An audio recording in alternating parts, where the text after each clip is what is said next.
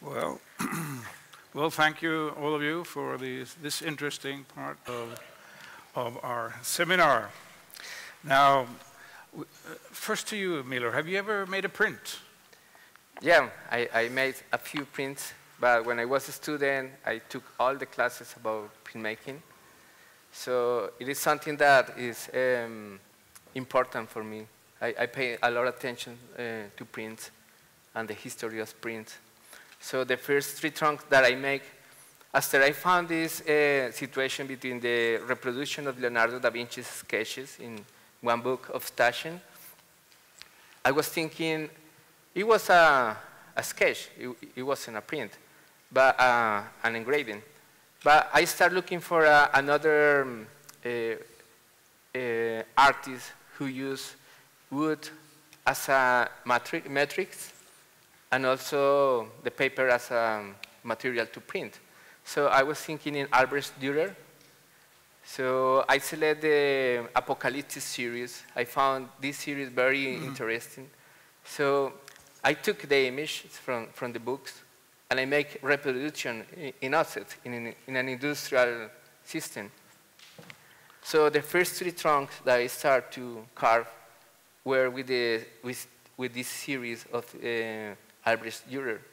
Later I found, when I started carving these three trunks, I got involved in a kind of ideological situation because they were religious images. Okay. So people came and see the three trunks and start asking, why Christ? Why this? And I say, what's the problem?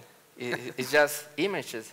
But it was because the power of the images was related to religious things. So I started moving to another kind of representation. And I found Ottawa Hiroshige woodcuts that are colorful, and also he leaves many elements of the matrix. There is wood. So would it be possible to say, I mean, the way you look at it, the way you were thinking as a contemporary artist, can you use techniques, ideas from the print world, what you've experienced in any way in these projects? Are you referring to if I use a technique for printmaking? Well, there's a lot of technology, there's a lot of tradition. You've mentioned several already. Yeah, in my case, is related to the printmaking techniques, but I use digital process. I scan and send files. So sometimes I feel the need to do seal screens or woodcuts or linoleums, but I love all those kind of things. But later is another situation more I don't know, more massive. Okay. So I need other kind of. Maybe we should ask that question to your co-lecturers.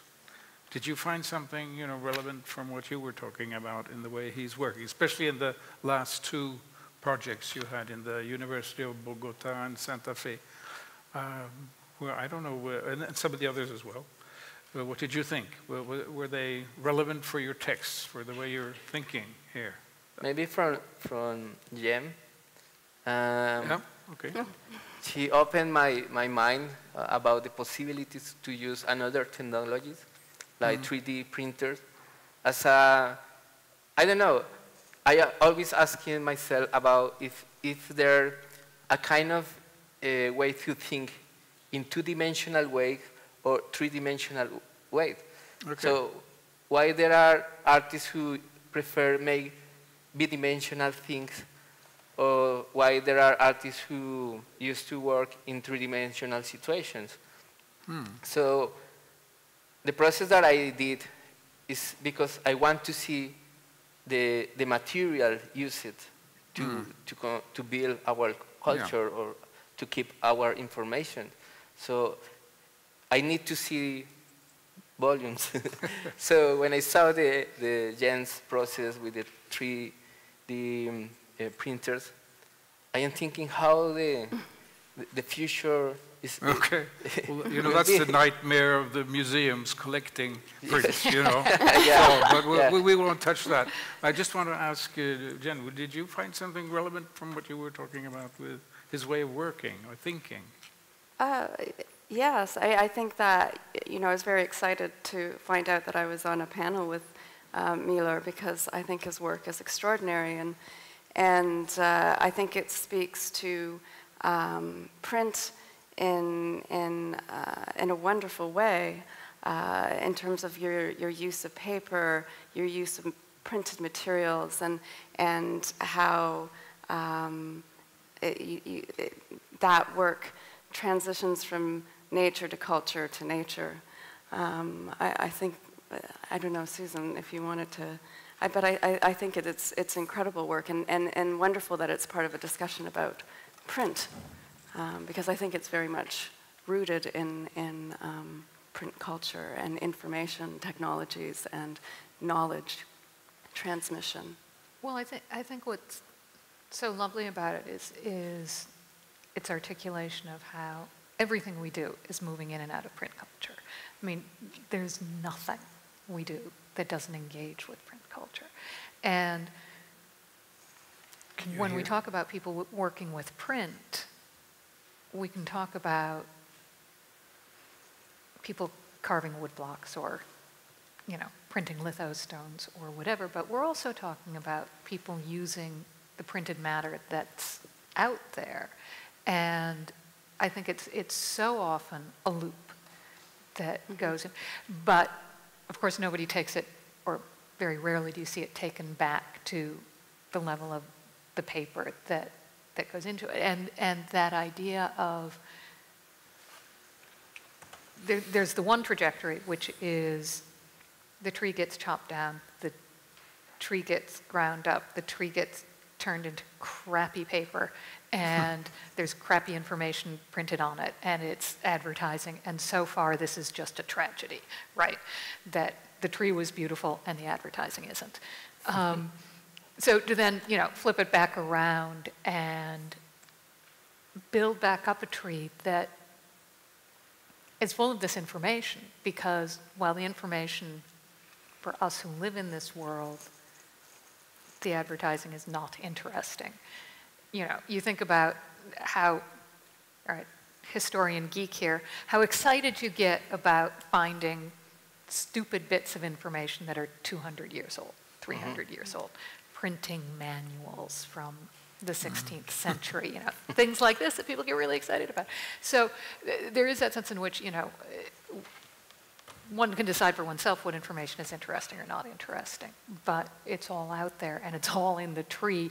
And just that notion of and you had some great phrase about how every action is marking a passage of time or something like that. And I think that really beautifully puts that into physical form.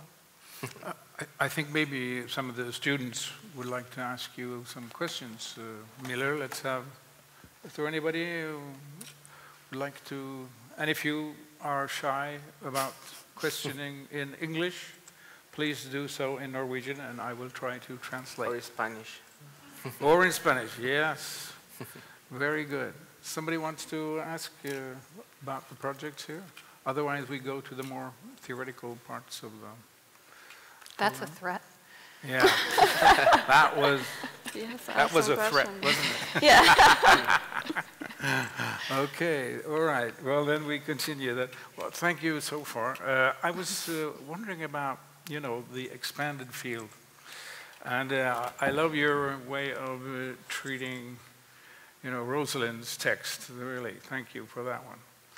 And how I was thinking about, in this enormous, ever-expanding field, you know, the works of prints, you know, where do they sort of, and the printer, where does he have the artist working with print, where does he have, or she have the upper hand?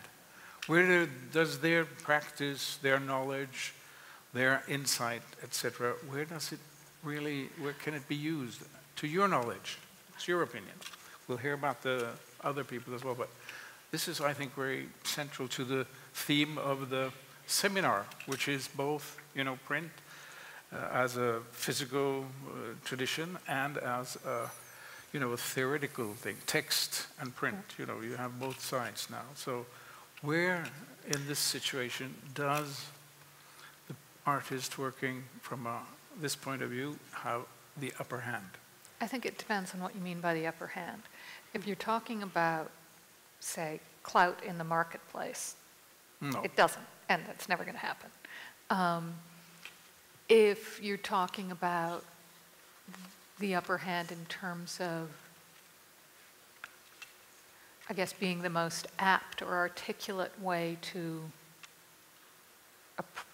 go after certain kinds of issues, to make certain kinds of work, there's no question. I mean, you guys have the Munch Museum, you've got the paintings, and you've got the prints, and there are a lot of historians who, and not just print historians, who will say the paintings are better than the prints. And certainly, people are very, very aware of the prints. So you've had artists throughout history who have done multiple things, or that is what we know. The Bunny and the Albertina, okay, there are some drawings, but mainly what we know are the prints. So I think it's always been the case, but I think part of it has to do with multiplicity and the fact that you don't fixate the way you do on unique works when you know they're multiple, and that translates into what gets reproduced in, say, art history texts and what people choose to talk about. I think, speaking of Rosalind Krauss, one of the things that's so fascinating to me is that you have a generation of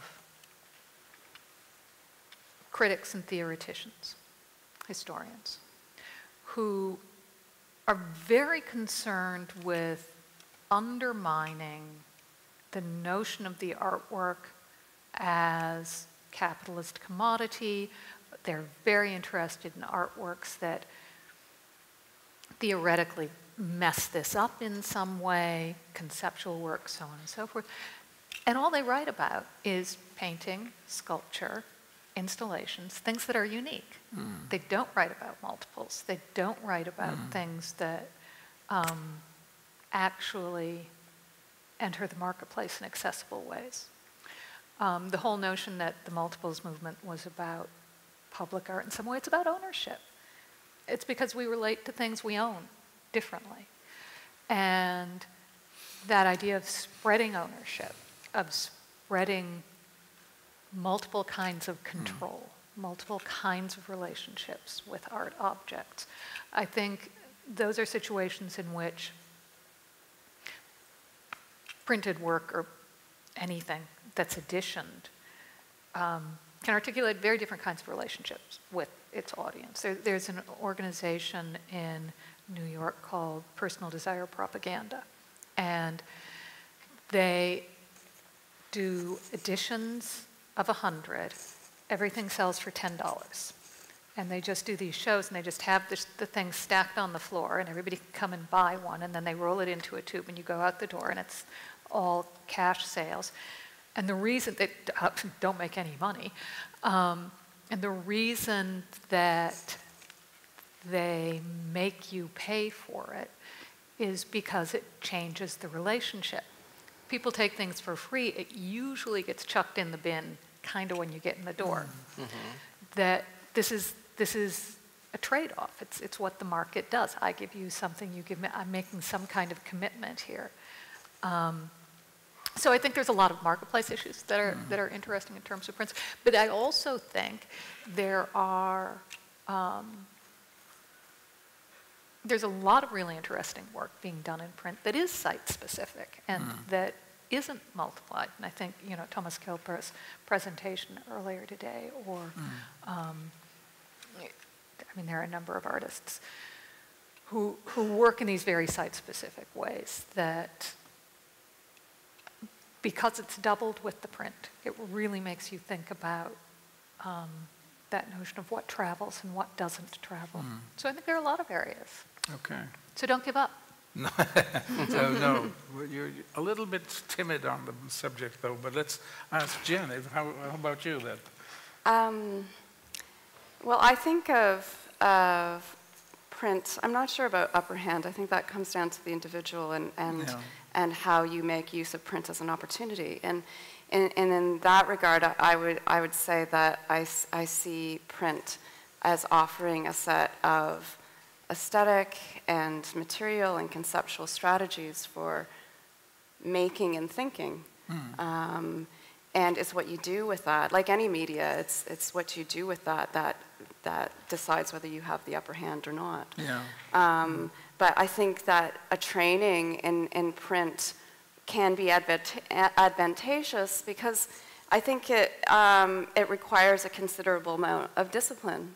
You're dealing with very often very complex processes that combine science and art making and material making. And I think it teaches you very important lessons about timekeeping, for example, and patience and perseverance.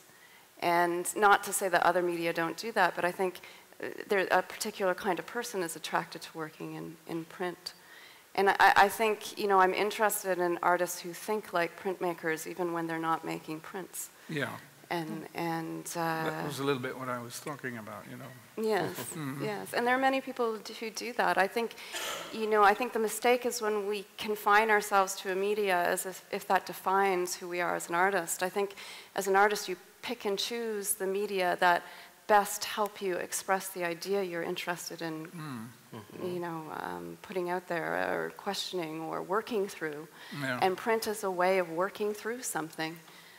Just like writing is a way of working through something, or sculpture is a way. I think, yes, I think it's an opportunity, really, print. But this, the contemporary art scene with the, where the text and theory comes very heavily in. What does that do for the situation for the printmakers and the print in this scene? Well, it should be good, actually, because it's press, it's communication. There's a big tradition for it. And we've had some great examples in this seminar of how text is used and how communicating, especially at a local level, action is to kind of thinking. I think print has a history of finding subversive ways of getting itself out there. I think, that is an advantage. I think within the contemporary art world, it's obviously very difficult. It can be a very difficult discipline, trying to place itself and be, against other media. Sometimes, not always. I think it's very exciting that a printmaker won the Turner Prize. Yeah. But I think these days there are many, you showed William Kentridge's work, for example. I mean, there is somebody who has a very high-profile career who works in print often, and he talks about print often. And there are many artists who work with print and are very successful at it. Again, it's what do you do with it that matters. But I think we could get in. I'm not very interested in the semantic debates about, whether what Wade Guyton does is a painting or a print. I think that matters for the market, really. I think that is defining something in a certain way because it makes sense from the market's perspective to define it that way. I think Wade, as I like the way Susan put it in terms of when she's asked about Wade Guyton, that she responds he's a very good painter. I think that's how he defines himself. Whether I would look as a printmaker at his work and see it as a painting, maybe I would. I think, but the semantics of it doesn't interest me very much. No, okay. I think there's a self-definition thing that goes. So we periodically get asked at the journal, can I submit this? Is it a print? Do you, what are your rules? And it's like, we don't have any rules. You think it's a print, we think it's a print. you know, the edges of any of this stuff are so sloppy. It really has to do with A, how the artist conceives of it, and B, how it behaves in the world. Okay, well, you've heard a start of a discussion here, and you've heard the lecturers there, what they've had to say. Would you like to ask them some questions? I mean, we have these beautiful people here now, in Oslo, even if it's raining like mad. We have a possibility of getting something out of them that you maybe would like to have an answer. So please, the floor is open here. Okay, could you say your name, yes, please? Hello, I'm Victoria Brown, even if we know Associate you. Professor. I'd just like to ask Susan if she could respond to, I found it really interesting, the connection you were describing between how prints have connected the viewer to the traditions of the painting, as it were, or the sculpture. And I wondered, therefore, now we're in a digital age, I often look at digital technology as the perhaps the technology to be used for equipment, or how that can be used in addition to traditional printmaking techniques. But in the speech that you gave, I was really interested about perhaps how we would think about how digital technology is now connecting the viewer to the print, so that the print can be the end rather than the print connecting to the painting or the sculpture.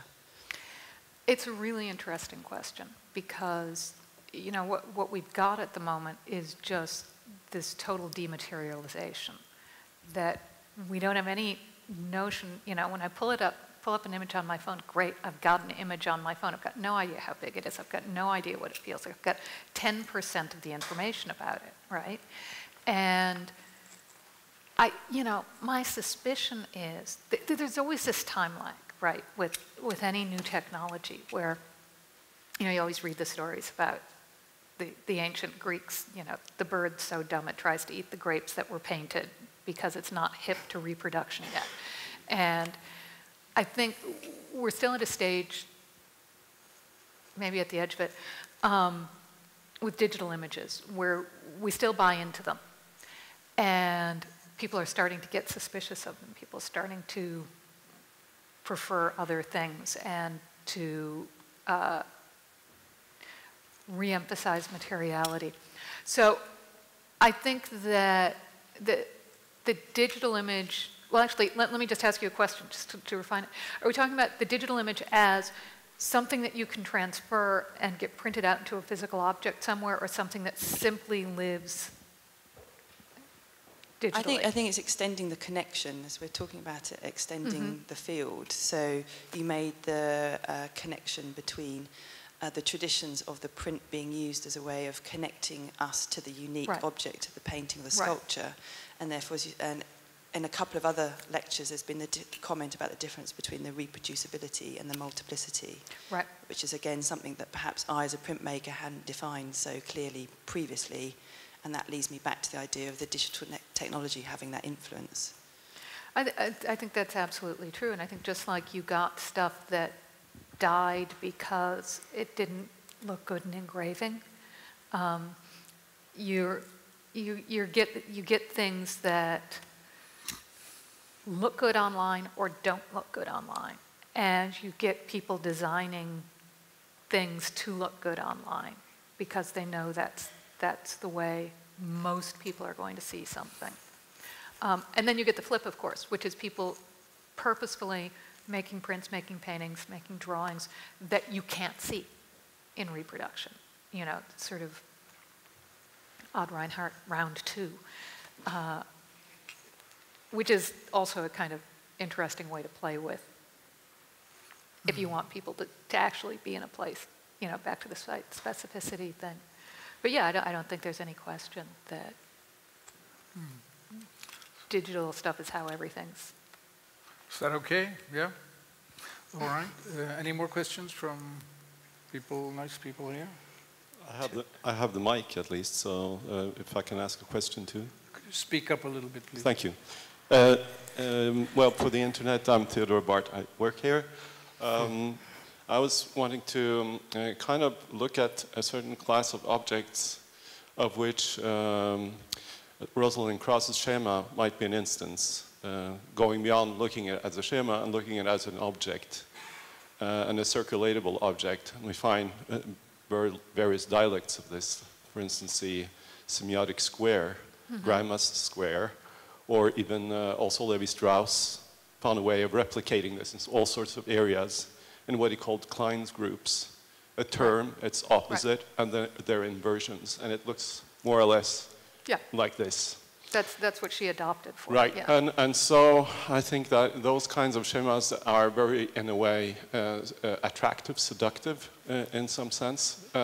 And let's say they're like plantations, like they reiterate at a tremendous speed and in all kinds of areas. And at the same time, they create an unease even among the intellectuals that use them, or a kind of a fear that this is actually a construct that exists in its own world, so to speak. So it's a collapse in itself.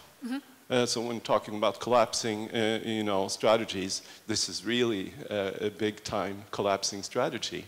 And it's grafts so well to the world somehow. So I was wondering if that could be one aspect of establishing some sort of critical dialogue with Rosalind Krauss, and on the other hand, what dirt might be in comparison. There are all kinds of dirts, obviously, but one kind of dirt could be, the shock of the print. I mean, for one, Dürer, as you quoted, the fascination of his work is like it profiles the artist, and it's in that phase where we kind of look at a scientist or a researcher or a technician, someone who's working in different sort of workshop situations, that the atelier is working in vitro, not in vivo, and have this kind of contrast between practices. But then you have that shock of seeing prints that kind of look like they feed operate as some kind of premise to the original. Like the trace becomes, it kind of calls for originality before the original, so to speak. I mean, this kind of deconstructive relationship that you find between writing and language. Then it starts informing language, and because of this relationship, then writing takes new ways.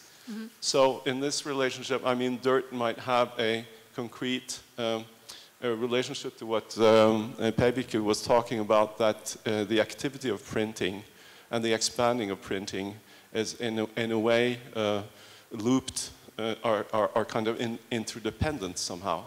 So I'm just wondering if there are some similarities in looking at the matrixiality of printing and its relationship to painting that has some points in common with this kind of collapsing object that we saw that we see in Rosalind Krauss's article, and some other aspects that actually belong to I mean, the dirt logic of the art field, and hence it's kind of very inspiring and probably lots of lopsided aspects to it and trap holes in relationship to artistic research. That it's a kind of interesting and tricky subject that we've been opening up by having this conference. Do you understand what I'm saying? Yeah, I mean, I think the problem is always, the minute we go to talk about something, we simplify it. The minute we try to make a logical argument about it, we simplify it further. By the time we've got a diagram, we're dealing with, a tiny thread through the reality of what's going on. And I think, you said there's all kinds of dirt. Exactly. That's, there's dirt in terms of the physicality of production. There's dirt in terms of the way the logic of operations guides particular thinking. There's, it's limitless. And I think the only solution, one solution would be that we stop talking about anything. But we're humans, so that's never going to happen. The other solution is that we always make sure that whatever we're saying, we understand is just one possible thread that doesn't necessarily have any more legitimacy than any other, and may look really good one day, and the next day you wake up and go, oh, Christ, I said that? So... you know, we're not a field that has falsifiability. We don't get to run experiments and prove that somebody's statement that Wade Guyton is or is not a painter or printer is true or false. It doesn't, you know, all we But he get to could do be is argue. both. Yeah. I mean, he Exactly. is a printer and he is a painter. Yeah. It's sometimes the feeling like one has to choose between, well, it fits these criteria, it must be this. I think things are full of contradictions. They're also full of sympathies. And I think sometimes something can be more than one thing at the same time. Yeah, I think the problem is because maybe some people are looking the printmaking as referring to other media, such as paintings, sculpture, but printmaking has its own language, its own nature. So every artist is open to create from this nature. So printmaking is not necessarily related to an original. It can be the original itself. So I found very powerful the printmaking process. So it's something that each artist can find in the way to communicate and express things. So I always think, you know, what's interesting with the whole process concerning prints is that the artist is not only alone. You know, of course, every artist is an island, but the sea around it is very active here because you have the workshop with specialized people, maybe working with different techniques, with paper, etc., etc. So you have a whole range of people you collaborate with. And I've always thought that, you know, if you could use this dimension, you know, maybe open up for a theoretical part in the workshops, especially at the schools, you know, like this academy here, you know, where you have integrated theory and the manual work in the studios and in the workshops. That maybe could be a way of, you know, more like short-time workshops, you know, we have specialized people coming in, but that there are people who really are working with this side as well, as a parallel, you know. I think that could have, maybe that would do something. But I think we've touched it several times in this seminar, that the collective in some way is very activated through this process. I mean, we have Clipper, he's doing it in his way, sneaking around, but doing very nice stuff for the public, okay? And you have Hilary Powell's wonderful book. I just thought that was great. You know, this way of working in a local situation, using, I mean, if you want to do an activist thing, like look at you with your students, well, you could change all of Bergen if there's something you don't like, you know? I mean, you have what you do, and you have the books. You can make what's it called, plakater. You can make posters. You can be everywhere. You know, so you have a wonderful instrument for communication. So okay, that's just my kind of thing. You want to say something, Jan? A short comment. Okay. I enjoyed very much. Yeah, that. Sorry. Susan's, your speech concerning the retracing the diagram of Rosenklaus. But I just want to comment that, as I mentioned the first day, that they recently had a seminar where they were retracing the diagram, and at that point they also invited artists, among others Mary Miss, who found it somewhat ironic being referred to in the essay, that this diagram was so structuralist, and Benjamin Buchloh, he wanted Loris Wiener to be that Rosenklaus had missed Lawrence Wiener and the artist book. and I mean, Mi Van Kwon in the same occasion, all that was left out, phenomenology, a lot of things that was not there, but the attraction, we must not forget the attraction at the time was that it catched.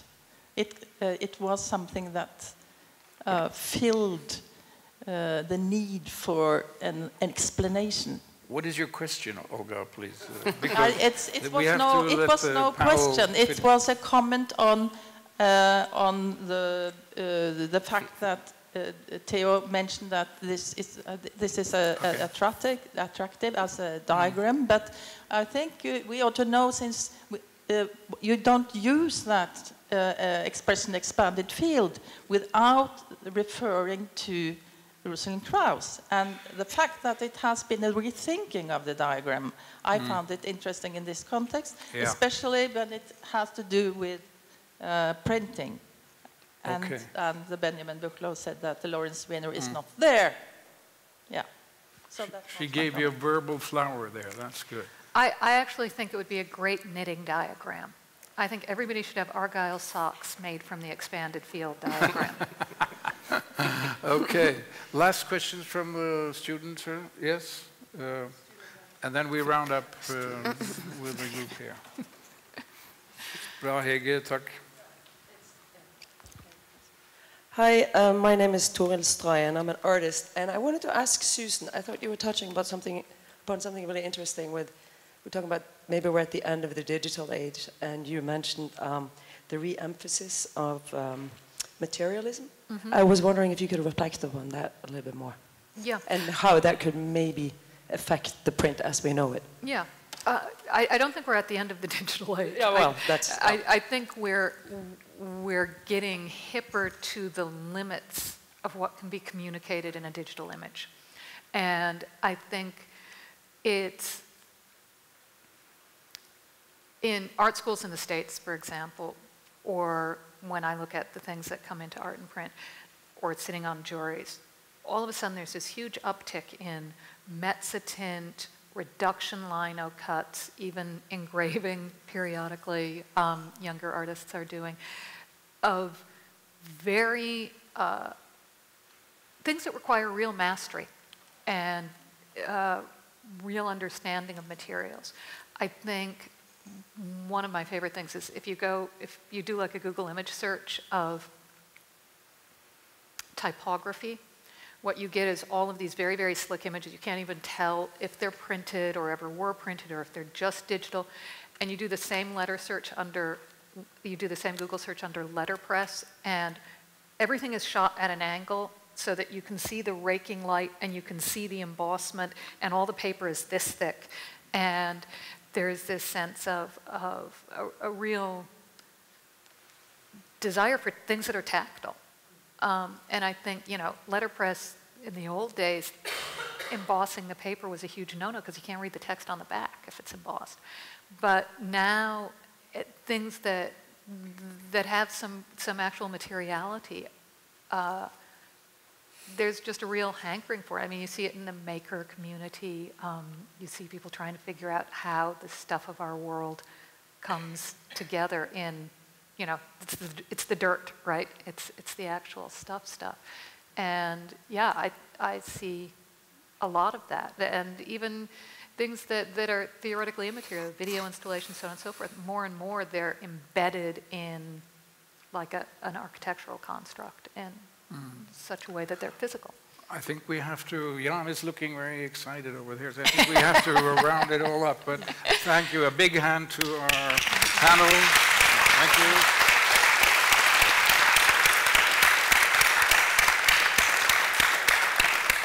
And tomorrow, see you tomorrow, we'll have a semi-royal touch as well. Okay, we'll be running a bar in the same place as yesterday, so for those who wants to